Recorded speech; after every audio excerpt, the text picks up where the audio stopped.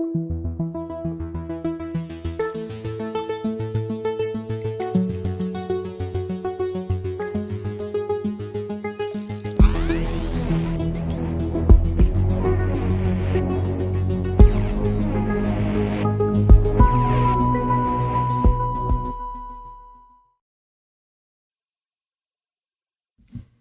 right, Truth Seekers, I am back. Police officers yesterday and lawmakers and some of the people who were just there, since it was an open hearing, members of the general public, I guess, or staffers. So many people in that hearing room yesterday wept. I did at home.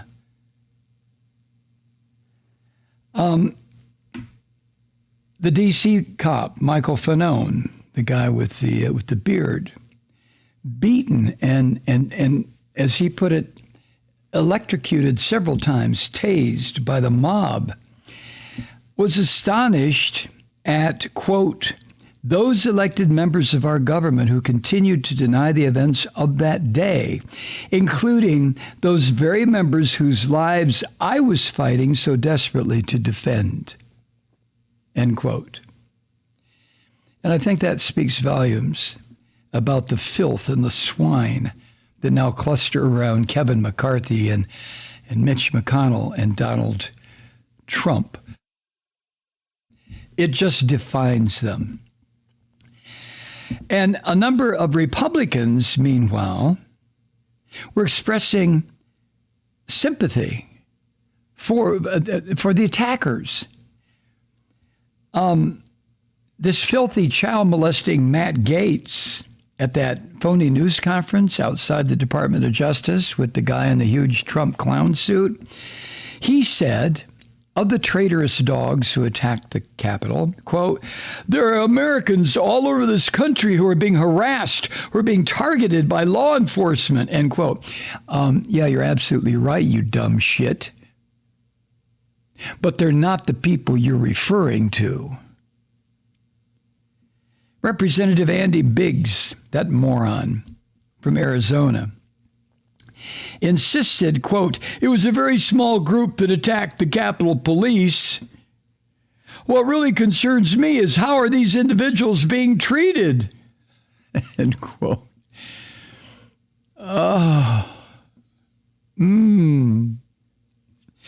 See, this is a reason Pelosi doesn't have to call them morons or get involved in so-called name calling. Let me do it, Madam Speaker.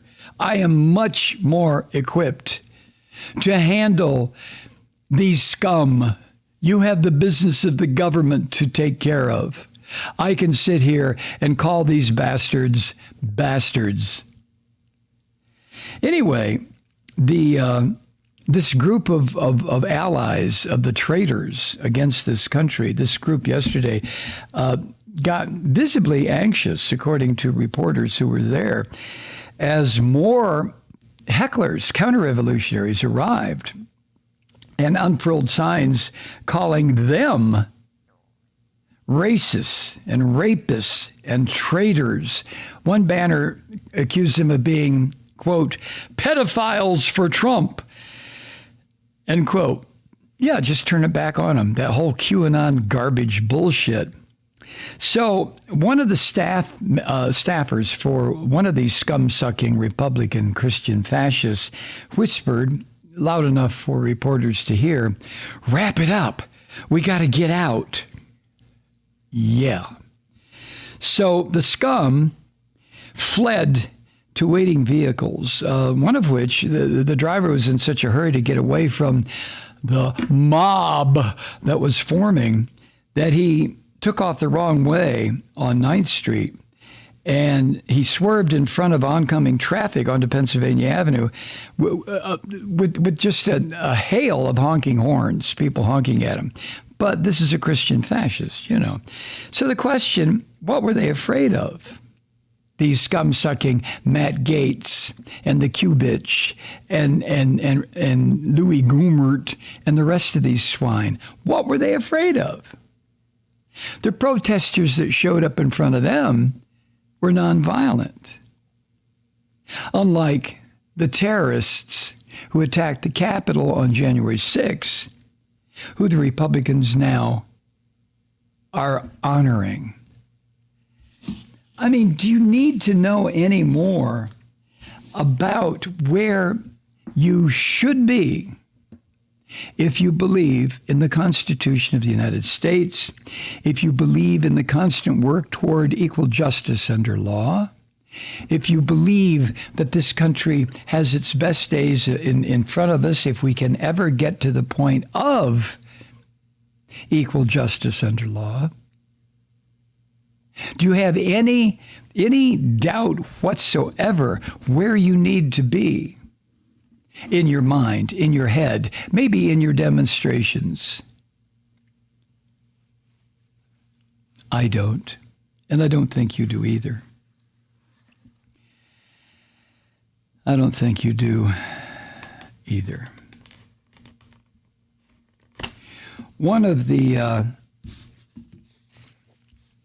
officers that testified yesterday, Harry Dunn, the African-American guy that, as you looked at the table of witnesses, he was the one on the far right. He said something the other day that I thought set up perfectly what we need to do in this country. And I'll get to his full statement in a minute. But what he was saying is that as far as these insurrectionists, these terrorists were concerned, a hitman sent them, referring to the filthy pig Donald Trump. A hitman sent them. Anyway, one of the four officers described how these terrorists tried to gouge out his eye and called him a traitor as they invaded the Capitol. Another one of the cops told of being, the white guy told of being smashed in a doorway, the white guy without the beard. There were two white guys, Latino, African-American. I can only identify them that way because I don't know their names and offhand, and I want you to be able to picture them in your head. But the white guy without a beard, the one that was being smashed in the doorway, you remember that picture. He was just screaming. He called it a medieval battle with these pro-Trump thugs. As he, screaming, heard guttural screams of pain from other officers who were being crushed by this filth, this mass of white filth, this mass of Caucasian garbage that was just stuck, like being stuck in someone's colon, like a huge lump of undigested garbage stuck in someone's colon, being pushed from behind.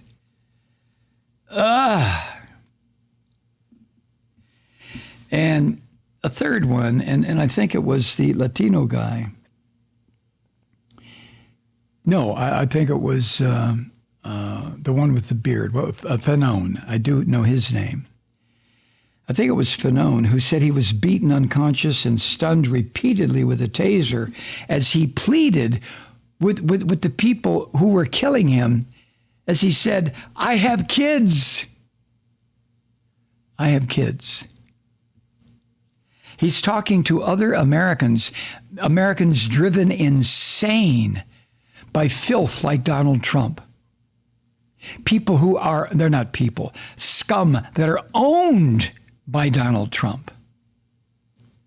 I have kids. And then it was Officer Dunn who relayed how he was called, and I'll have to use the word, a nigger, over and over again by scum, white scum wearing "Make America Great Again" bullshit on their filthy bodies. And the Latino cop, what was his name? Gonell? He wasn't Latino. What's wrong with me? He was, from the Dominican Republic. Gonell. I think that was Gonell. He said all of them were telling us Trump sent us. And he was the one who he couldn't hold back the tears that were a direct result of post-traumatic injury, stress, shock. 6 months later, he couldn't hold back the tears as he was talking about the horror that he experienced in defending the Congress of the United States on that day. So one by one, these 4 cops who had to face this horde of screaming, psychotic Trump parrots with clubs and sticks and all kinds of stuff to hurt them, breaking into the Capitol.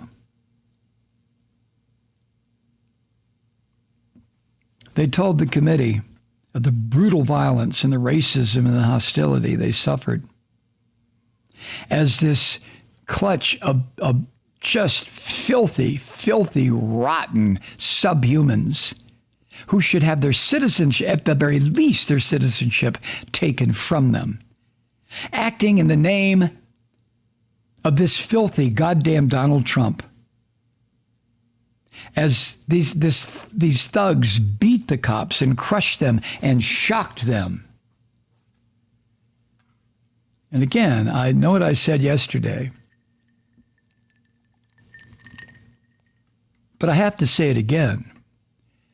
I don't understand why the cops did not. No, I don't. I really don't. I mean, maybe I should celebrate their restraint. But to finish that sentence, I don't understand why the cops didn't pull out their sidearms, their revolvers, and shoot some of these fuckers dead on the spot. Because the cops' lives were in danger. You don't shoot in self-defense? I mean, how many instances have we seen?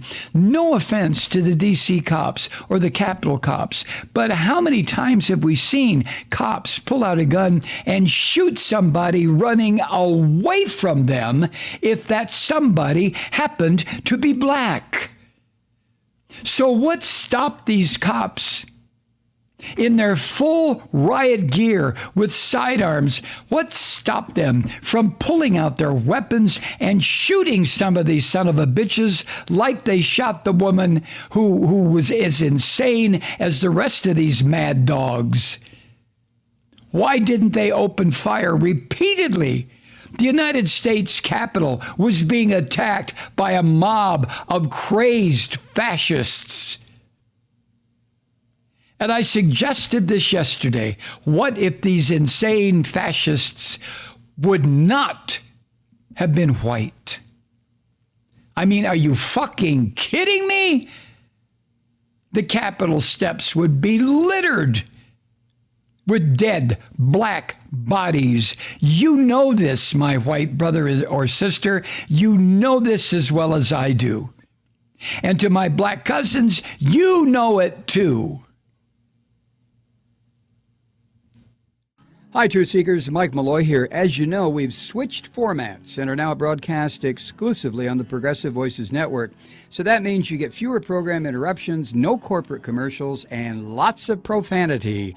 But our format change also means some of our radio listeners no longer hear the program. It's been a while since I mentioned our podcasts, so you may have forgotten that there is a way to listen to this program anytime you need a good dose of screaming. Visit MikeMalloy.com and subscribe to our podcast. As a podcast subscriber, you can download the program to your mobile device and take me with you wherever you go. And if you have a friend who needs a dose of truth-seeking, you can give a gift subscription as well. That's MikeMalloy.com, and never miss a minute of the uncensored fun and frivolity.